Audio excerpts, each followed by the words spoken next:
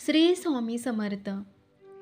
आजच्या या व्हिडिओमध्ये आपण जाणून घेणार आहोत की कोणत्या प्रसंगी शांत राहावे आणि कोणत्या प्रसंगी बोलावे. त्याचबरोबर शांत राहून आपल्यात कोणता बदल होऊ शकतो हे सुद्धा आपण पाहणार आहोत. मित्रांनो, संध्याकाळची वेळ होती. गुरु आपल्या शिष्यांना बोलवतात आणि म्हणतात, उद्या सकाळी सर्वांनी नदीत स्नान करून ताबडतोब आमच्या झोपडीसमोर हजर राहावे. प्रत्येकाला प्रश्न पडतो की आपण काही चूक केली आहे का? पण थोडा वेळ विचार करून गुरु काहीतरी चांगले सांगणार असतील असा विचार करून प्रत्येकजण योग्य वेळी झोपी जातो आणि सकाळी उठल्यानंतर नदीत स्नान करून सर्वजण गुरुकडे परत येतात. गुरु म्हणतात, आज मी तुम्हाला मौन राहण्याचे फायदे सांगणार आहे. ते म्हणतात की या 10 प्रसंगी तुम्ही जर शांत झालात, म्हणजे शांत राहिलात, तर तुम्हाला जे हवे आहे ते मिळेल. तुमच्या आयुष्यात चमत्कारिक बदल सुरू होतील. जास्त बोलणे किंवा गप्प बसणे ही चांगली गोष्ट नाही. अति पाऊस किंवा सूर्यप्रकाश दोन्ही समस्या निर्माण करतात. तसेच विनाकारण बोलल्यानेही खूप नुकसान होते. गुरु म्हणतात की हा पहिला प्रसंग आहे जिथे माणसाने मौन बाळगावे आणि तथ्याशिवाय बोलू नये. गुरु म्हणाले, जर तुमच्या बोलण्यात काही तथ्य नसेल तर गप्प बसलेलंच बरे. शांत बसल्याने मेंदूमध्ये नवीन पेशी तयार होतात आणि यामुळे ज्ञान वाढते. बोलणे तेव्हाच योग्य असते जेव्हा तुम्हाला एखाद्या गोष्टीची पूर्ण माहिती असते. तुम्ही काहीही तथ्य नसताना किंवा कोणतेही कारण नसताना बोललात तर तिथे तुमची खिल्लीही उडवली जाऊ शकते. तुमच्याकडे पुरेशी माहिती नसेल तर अशा ठिकाणी बोलल्याने तुमची चेष्टा तर होईलच, पण लोकांचा तुमच्यावरील विश्वास उडेल. म्हणून अशा ठिकाणी शांत राहा जिथे तुम्हाला काय बोलावे आणि काय नाही हे कळत नाही. बऱ्याच वेळा असे काही लोक असतात जे प्रत्येक ठिकाणी विनाकारण बोलू लागतात. काय बोलावे तेच कळत नाही, पण तरीही ते बोलत राहतात आणि नंतर ते गेल्यावर इतर लोक त्यांची चेष्टा करतात. तुम्हाला त्याबद्दल चांगले ज्ञान असल्याशिवाय, त्याबद्दल चांगली माहिती असल्याशिवाय तिथे बोलू नये. त्यामुळे तिथे गप्प राहण्यातच शहाणपण असतो. गुरु म्हणाले, दुसरा प्रसंग जिथे मौन राहावे. तुमचे शब्द एखाद्याला मानसिक त्रास देत असतील तर त्यांना शब्दांनी दुखवू नका. त्यामुळे तिथे शांत बसावे. दुर्बल व्यक्तीबद्दल काहीही बोलून तुम्ही महान होऊ शकत नाही. कमकुवत व्यक्तीला साथ देण्यात तुम्ही महान व्हाल. अनेक वेळा असे घडते की काही लोक आपल्यापेक्षा लहान असलेल्या व्यक्तीबद्दल वाईट बोलत राहतात. समोरची व्यक्ती तुमच्यापेक्षा खालच्या पदावर आहे. ते तुम्हाला काही बोलणार नाही, पण नेहमी तुम्ही त्यांच्या डोळ्यात खुपत राहाल. हे शक्य आहे की उद्या तो देखील तुमच्यापेक्षा उच्च पदावर जाईल. जेव्हा तो वरच्या पदावर जाईल तेव्हा तो नक्कीच त्याची परतफेड करेल. एखाद्याचा अपमान करून तुम्ही महान होऊ शकत नाही. जर तुम्हाला महान व्हायचेच असेल तर तुम्ही तुमच्यापेक्षा लहान लोकांचा आदर करायला शिकले पाहिजे आणि त्याचवेळी मोठ्या लोकांचाही आदर करायला हवा. लोकांना असे वाटते की जर ते उद्धटपणे बोलले आणि समोरच्या व्यक्तीला खाली आणण्याचा प्रयत्न केला तर ते मोठे होतील. तर ही चुकीची गोष्ट आहे. तुम्ही मोठे होण्याऐवजी त्यांच्या नजरेत पडत राहाल. गुरु पुढे म्हणाले, म्हणून शिष्यानो, जेव्हा बोलता तेव्हा आदराने बोला, जेणेकरून लोकांना तुमचे म्हणणे आवडेल आणि तुम्ही लोकांच्या नजरेत एक समजदार व्यक्ती व्हाल. गुरु पुढे म्हणाले, तिसरा प्रसंग जिथे व्यक्तीने गप्प राहणे चांगले. जेव्हा तुमच्या जवळची किंवा तुमची खास व्यक्ती तुमच्यावर रागवते किंवा तुमचा अपमान करत असते तेव्हा तुम्ही गप्प राहावे. जेणेकरून समोरच्या व्यक्तीचा फुगा पूर्णपणे फुटावा. जर तुम्ही बरोबर असाल तर त्याची अजिबात माफी मागू नका आणि गप्प राहा आणि योग्य वेळेची वाट पहा. जेव्हा त्याला त्याची चूक कळेल तो स्वतः तुमची माफी मागेल. गुरु पुढे म्हणतात की जर तुमचा एखादा नातेवाईक तुमच्यावर रागवला असेल आणि त्यावेळी तुम्ही शांत असाल तर ते आदराचे लक्षण आहे. यावेळी कोणीही लहान किंवा मोठा नाही. जर तुम्हाला राग येत असेल तर तुम्ही कोणाचाही अनादर न करता तेथून निघून जाऊ शकता किंवा गप्प राहा. राग व्यक्त केल्याने आपले नाते बिघडू शकते. नेहमी रागवल्याने राग करणाऱ्या व्यक्तीचेच नुकसान होते. गुरु पुढे सांगतात की एकदा एक साप जंगलातून पळून एका राजाच्या घरी पोहोचला. लोक त्याला पकडण्याचा खूप प्रयत्न करत होते. तेव्हा तो साप खूप संतापतो आणि स्वतः घरात पडलेल्या एका तलवारीला गुंडाळण्यास सुरुवात करतो. त्यामुळे हळूहळू त्याचे संपूर्ण शरीर कापले जाते.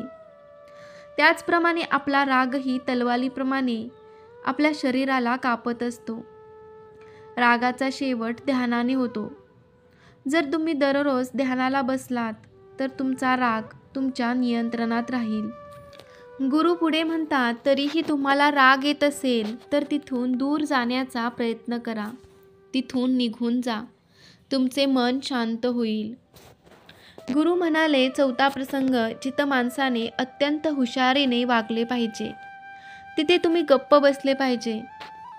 जिथे तुमचा त्या मुद्द्याशी संबंध नाही. जर तुमचा कोणत्याही समस्येशी संबंध नसेल तर तिथे गप्प बसणे आवश्यक आहे. तुम्ही विनाकारण दुसऱ्याच्या मुद्द्यावर बोललात तर समोरचा तुमच्यावर विश्वास राहणार नाही. यात फक्त आणि फक्त तुमचं नुकसान आहे. दोन लोकांच्या वादात अडकू नका. जर समोरची व्यक्ती तुम्हाला त्यांचा वाद मिटवण्यासाठी बोलावत असेल तरच तिथं जा.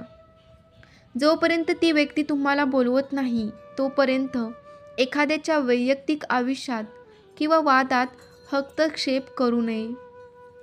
गुरु सांगतात की 10 प्रसंगापैकी 5वा प्रसंग जिथे माणसाने अत्यंत हुशारीने मौन बाळगले पाहिजे. तुमच्या बोलण्याने कोणाचेही नुकसान होऊ नये. जर तुमचे शब्द इतर व्यक्तीच्या, कुटुंबाच्या किंवा मित्राच्या प्रतिष्ठेवर काही परिणाम करत असतील तर तुम्ही शांत राहावे. एखाद्याच्या कुटुंबाबद्दल किंवा मित्राबद्दल वाईट बोलल्याने तुम्हीच वाईट व्हाल. जे सहज नष्ट होऊ शकते ते शब्दाने मोठे करू नका. ओरडून न बोलता बोलण्याचा प्रयत्न करत राहावे. जर तुम्ही ओरडल्याशिवाय काहीही बोलू शकत नसाल तर तुमच्यासाठी गप्प राहणेच हिताचे आहे. जास्त बोलल्याने नेहमी गोष्टी बिघडतात. कधीकधी खूप मोठ्याने बोलल्यानेही तुटतात. त्यामुळे आवाजात गोडवा आणा. तुमच्या शब्दांनी तुमच्या मित्राचे नुकसान होऊ नये. कधीकधी आपण मित्रासोबत चेष्टा करतो तेव्हा आपल्या बोलण्याने कोणाचाही अनादर होणार नाही याची काळजी घ्या. विनोद नेहमी अर्थपूर्ण करा. जिथे कोणी शब्दांनी दुखावला जातो तिथे गप्प बसा. जास्त बोलण्याने नेहमीच नुकसान होते. एखाद्याच्या बोलण्याने दुसऱ्याच्या प्रतिष्ठेला धक्का पोहोचू नये. गुरु म्हणतात 6वा प्रसंग जिथे मौन पाळावे. जेव्हा कोणी कोणाचे वाईट करत असेल, जेव्हा एखादी व्यक्ती तुमच्यासमोर तिसऱ्या व्यक्तीबद्दल वाईट बोलत असेल तेव्हा तुम्ही गप्प बसून ऐकून घ्या. आपले मत व्यक्त करू नये. कारण जो आज तुमच्यासमोर तिसऱ्या व्यक्तीबद्दल वाईट बोलतो तो उद्या तुमच्याबद्दल सुद्धा वाईट बोलू शकतो. तुम्ही काही बोललात तर तो माणूस त्याचं तो बद करेल आणि हुशारीने काम करेल. विनाकारण बोलणे, कुणाबद्दल बोलणे चुकीचं आहे. कधीकधी अशा ठिकाणी तोंड न उघडण्यातच शहाणपण असतो. गुरु म्हणतात की 7वा प्रसंग जिथं माणसाने मौन बाळगावे. जेव्हा कोणी तुमच्या भावना समजून घेत नाही किंवा समजून घेण्याचा प्रयत्नही करत नाही, तुमचे म्हणणे लक्षपूर्वक ऐकत नाही, त्यामुळे अशा व्यक्तीसमोर गप्प बसावे. कारण अशा लोकांना तुमच्या भावना किंवा दुःखाची पर्वा नसते अशा लोकांना तुमचे रहस्य सांगून तुम्हाला नंतर पश्चाताप होईल. त्यामुळे अशा व्यक्तीला तुमच्या मनात काय आहे ते सांगू नये.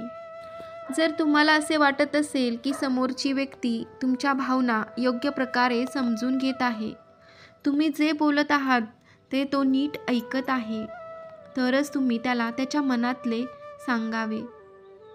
8वा प्रसंग, जिथे तुम्ही मौन ठेवावे. जेव्हा एखादी व्यक्ती आपले दुःख आपल्यासमोर व्यक्त करते, जर एखादी व्यक्ती तुम्हाला त्याचे दुःख किंवा समस्या सांगत असेल, तर याचा अर्थ असा होतो की तुम्हाला स्वतःचा समजतो. अशा परिस्थितीत त्याला ताबडतोब उपाय सांगण्याऐवजी शांत राहा. त्यांच्या वेदना किंवा समस्या ऐका. त्याचे दुःख किंवा समस्या इतर कोणाला मात्र सांगू नका. तो हे सांगत यासाठी सांगत नाही की त्याचे प्रश्न सुटतील. तो यासाठी सांगत आहे जेणेकरून त्याची वेदना कमी व्हावी. गोष्टी अनेक वेळा सांगितल्याने वेदना कमी होतात.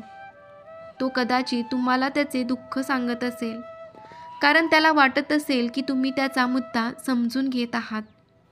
शेअर केल्याने दुःख कमी होते. म्हणून जेव्हा कोणी आपले दुःख तुमच्यासमोर व्यक्त करते, तेव्हा तुम्ही शांत राहून त्याचे ऐकून घ्या. त्यामुळे त्याचा त्रास कमी होतो. त्याच्या मनावरील ओझे हलके होते. 9वे ठिकाण, जिथे तुम्ही शांत राहावे. जिथे दुष्ट स्वभावाचे लोक राहतात, शिव्या देतात, तिकडे जाऊ नका. अशा ठिकाणी शांत राहा. म्हणजेच तुम्ही तुमची प्रतिक्रिया न देता तिथून निघून जा. कारण ज्याची जीभ वाईट असते ते दुष्ट स्वभावाचे असतात. अशा वेळी तुम्ही त्यांना समजून शकत नाही. जेव्हा त्याचे मन पूर्णपणे शांत होईल, तेव्हाच तो तुमचे ऐकेल. त्यामुळे अशा प्रकारच्या लोकांसमोर काहीही बोलू नये. आणि शेवटचा 10वा प्रसंग, जिथे तुम्ही शांत राहावे. तुमच्या यशाचे रहस्य सर्वांना सांगू नका. बरेचदा असे घडते की काही लोक ज्यांना खूप लवकर यश मिळते, ते सर्वत्र आपल्या यशाबद्दल बडाही मारू लागतात. अशा स्थितीत काय होते की अनेकदा काही लोकांना तुमच्या यशाने आनंद होत नाही. जर तुम्ही तुमच्या यशाबद्दल जबरदस्तीने लोकांसमोर बडाई मारत असाल, तर लोकांची नकारात्मक ऊर्जा तुमच्यावर परिणाम करू शकते. जेव्हा तुम्ही यशस्वी व्हाल, तेव्हा लोकांना कळेल की तुम्ही यशस्वी झाला आहात. बडाई मारल्याने तुमचेच नुकसान होईल. एवढे बोलून गुरु म्हणाले, शिष्यांनो, आज मी सांगितलेल्या या 10 गोष्टी जर तुम्ही अंगीकारल्या, तर तुम्ही बऱ्याच समस्यांपासून दूर व्हाल. मित्रांनो, मला आशा आहे की या व्हिडिओमधून बऱ्याच गोष्टी आपल्या लक्षात आल्या असतील. नको त्या ठिकाणी बोलल्याने आपण आपले नुकसान करून घेत असतो. म्हणून योग्य ठिकाणी शांत राहणे चांगले असते. व्हिडिओ आवडला तर जास्तीत जास्त शेअर करा, कारण ही माहिती सर्वांना माहीत असायलाच पाहिजे. श्री स्वामी समर्थ. जय जय स्वामी समर्थ. श्री गुरुदेव दत्त.